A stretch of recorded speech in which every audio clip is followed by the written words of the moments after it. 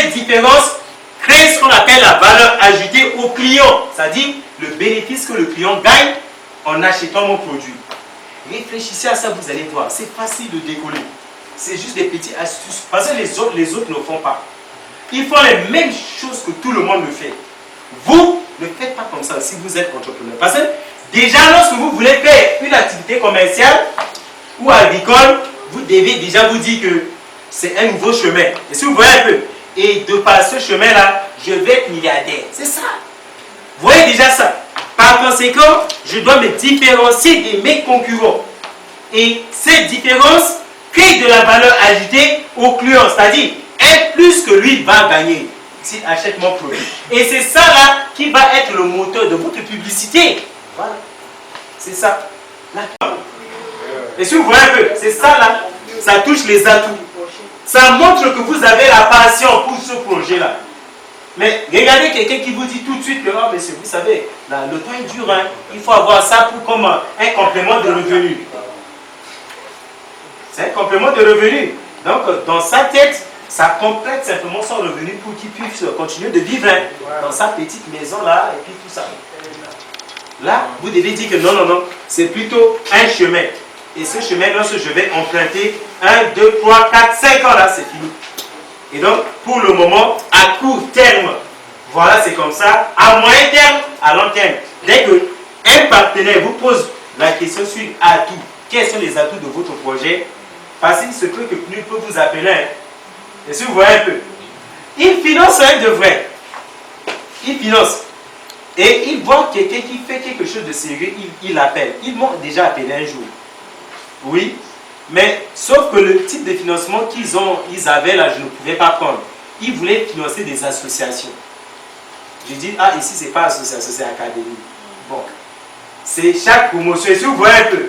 Bon, donc, si je prends ça, c'était même hier, il a refusé. Donc, on fait comment? Donc, peut-être voilà des subventions pour faciliter la formation, oui. Mais il y en a des subventions. Le problème, c'est que lorsque les gens arrivent là-bas, même les associations, on leur pose des questions sur les atouts, ils sont bloqués. Oh, vous savez, comme dans le pays, il n'y a pas d'emploi. C'est pas de ça. Les atouts de ce projet, vous savez, il y a le marché. Il y a plein de clients, il y a plein de demandes. Ah, vous commencez à... Et à court terme, comme je n'ai rien, ne montez pas. Soyez humble. Là, c'est différent. Ça dit, tu prends les bénéfices, ce que tu dois gagner, tu peux maintenant construire l'école dans ton village. Là, c'est différent. Mais si tu dis le projet en tant que tel, là, je fais ça de façon bénévole pour aider tout le pays, là, il n'y a pas ce qu'on appelle la motivation. Parce qu'il se peut qu'il peut pleuvoir, ou si tu es fatigué. Mais c'est cette motivation-là qui va te pousser à toujours continuer. Donc, lorsque vous faites une activité entrepreneuriale, il faut vraiment être clair là-dessus. Voilà la rentabilité. Voilà ce que je gagne. Et c'est ce que je gagne là qui va me donner aussi le courage et le goût. Hein, parce que je vois derrière ça, ces gains-là, un changement de vie. Et si vous voyez un peu, voilà, c'est ça. Donc, voilà ce que vous devez faire. Et le décideur, c'est-à-dire la personne qui vous donne de l'argent là, quel est son intérêt? Ah, c'est ça. Les gens ne voient pas ça. Lorsque vous êtes, lisez même le livre de Dale Carnegie. Lorsque vous êtes en face de quelqu'un oublié, vous devez vous oublier. Essayez de le capter et essayez de comprendre. Il doit partir à l'école. Ça, c'est OK. Mais maintenant, on crée ces salons pour pouvoir, maintenant, les initier. Ils sont là, les regroupent par atelier. D'autres peuvent peut-être démonter tel jouet et après remonter. D'autres sur le téléphone, et ainsi de suite. Donc, c'est ce que nous avons prévu faire. Organiser ça. Et si vous voyez un peu, si vous voyez bien, le monsieur qui a fait ça, vous voyez comment il a cette détermination. Ce n'est pas l'État. Et donc, lorsque lui, il a son génie, les enfants sont plus forts que nous, avec en imagination. Donc, lorsque lui va émerger, vous allez voir rapidement. Il va, ah, mais papa m'a déjà montré ceci, maman m'a déjà montré cela. Et voilà, il va encore faire. C'est difficile, hein? Physique là, toujours, c'est compliqué. Mais vous prenez quelqu'un qui n'a jamais fait physique là, il fait les montages en série, il fait le courant. Mais ça, c'est la physique, c'est la pratique. C'est la pratique. Et c'est ça là que le monsieur a fait. C'est-à-dire que là-bas en classe, ils ne peuvent pas tout comprendre. Mais là, on leur fait ça et après on dit, ça là, voilà, c'est ça là, la formule. et ainsi de suite, vous allez voir rapidement. En image, il comprend. Et lorsque tu lui s'arrêter là, et on va enlever le tableau aussi pour pouvoir continuer avec le cas pratique. C'est ce que nous devons faire. Il doit tout détacher. Voilà. Et moi, je les tape souvent. Son papa les tape même la première fois. Donc, il fait connaître qu'est-ce qui est dedans, qu'est-ce qu'on a mis dedans. Mais maintenant que je vois, c'est vraiment l'intelligence qu'on est en train de bloquer. Dans sa chambre, vous achetez aujourd'hui, il doit démonter, non pas casser. Montage du plan de financement initial du projet. Voilà. C'est ça là. En investissement et en besoin en fonds de roulement. Donc voilà. Si vous avez déjà pris, je vais effacer. Comme ça, c'est bon. C'est bon là-bas au fond. Je peux effacer. Pas encore. C'est bon maintenant. D'accord. Ça, c'est un tableau à 2 colonnes. Voilà. Besoin là. Voilà. Quelles sont mes ressources? Et je mets maintenant ici le montant de chaque ressource. Montant.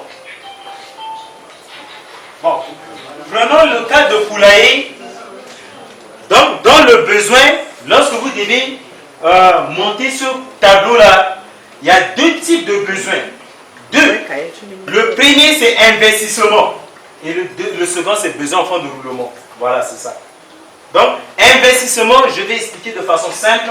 C'est tout l'équipement, le matériel que vous achetez et que vous pouvez utiliser pendant plusieurs temps dans votre entreprise. Vous voyez? Voilà, c'est ça, investissement. Hein. Tout ce que vous achetez, mais vous pouvez utiliser plusieurs fois. Et ça là, ça va s'amortir. Voilà, c'est ça. Donc, vous allez calculer son taux d'amortissement, sa durée. Voilà. Donc, tout ça, c'est maintenant l'investissement. Par contre, au niveau de besoin de roulement, c'est tout ce qui change à chaque cycle d'activité. Tel que là, notre soeur qui fait la patate là, ce sont les semences. Vous voyez, voilà, les engrais, tout ça. Mais lorsque tu achètes les houes, hein, tu achètes le matériel, tu peux faire plusieurs fois la culture. Tout comme ceux qui font le poulailler. Lorsque tu installes, tu construis le bâtiment, tu achètes les équipements, tu peux utiliser plusieurs fois. Mais maintenant, au niveau de besoin de roulement, c'est lorsque tu achètes les poulets, les poussins, et lorsque tu fais les vaccins, ainsi de suite. Tout ça, c'est à chaque borne. Voilà. Donc, là, il y a deux grandes rubriques ici. Le premier, c'est investissement, et le second, c'est besoin de roulement. Et prenons maintenant investissement. Donc, vous écrivez grand 1, investissement.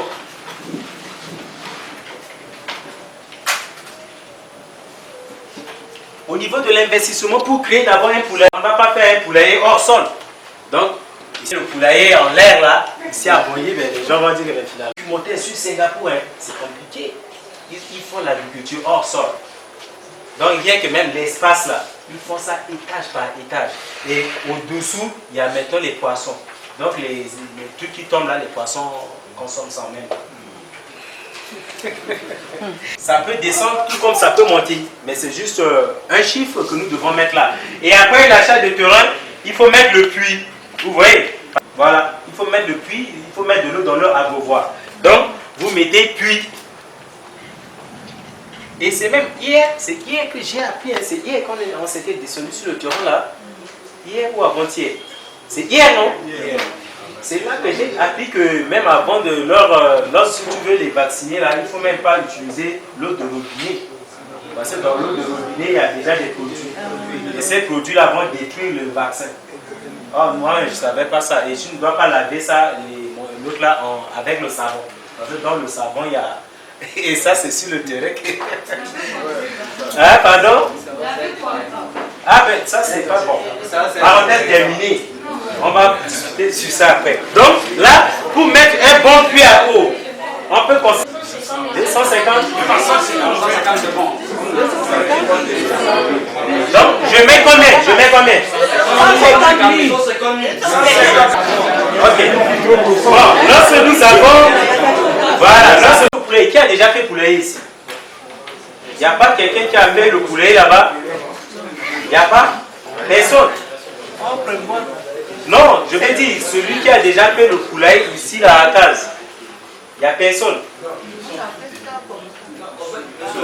Tu as fait le poulet là-bas? J'ai fait le poulet. Moi, j'ai construit ce que je peux appeler, moi, je peux appeler le poulet.